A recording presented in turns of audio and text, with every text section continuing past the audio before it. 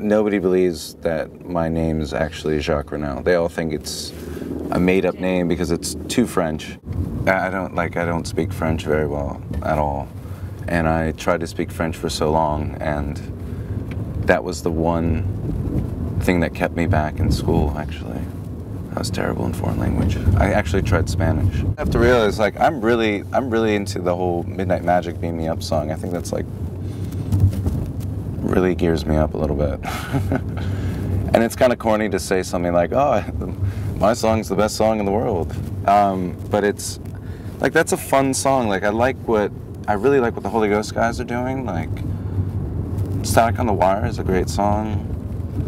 Like, proper pop songs. And New York, I think, really excites me in general. I think it kind of gets me motivated. And I think it's a lot, partly because it's a city full of people that are doing things and everyone's trying to do something, and it kind of pushes you to kind of just come up with something else. So when I see something I like, or I hear something like an old record that I really just wish I could sound like that, I just try to do my best to get into that. Actually, last night I was watching Law and Order. Do you guys ever watch Law and Order? Criminal Intent?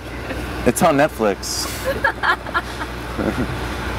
This is my biggest distraction is Netflix. I'll say it right now. Netflix. It's killing me because at home in my studio, it's like I have 2 screens, so I'll be working, I'll be trying to do, like, you know, a couple emails or music things, and then I get the you know, party downs on the other screen. I'm like trying to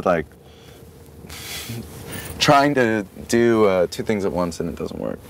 But Netflix is really addicting. 1 al pastor,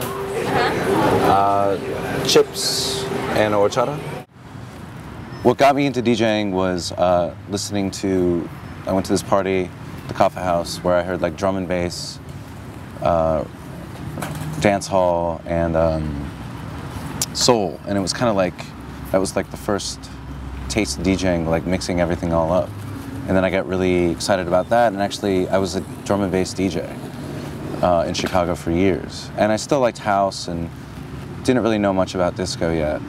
And then I started working at Gramophone Records as a buyer for drum and bass, but by the time, that was like my last year in Chicago, and I wasn't even really into drum and bass anymore. And but that's where I got all my old house records, early classics, early disco. So when I moved to New York, I was just doing all disco. The name of the label is On the Prowl, which is kind of a joke, but it's kind of fun. You know, I don't think it's really easy to make a lot of money with the record label these days, but it's totally worth the experience. Like, that's partly why we wanted to do it, is to have our own output, our own brand. This summer we have, for On the Prowl, we're launching our first artist, which is really exciting. That'll be out in a couple weeks, and then later in the spring, later in the fall, we're gonna do another single. And we're also doing a remix EP, which is our friends The Revenge and Azarian III are doing remixes of Runaway. And it sounds really great too. Really happy to have them be on the label.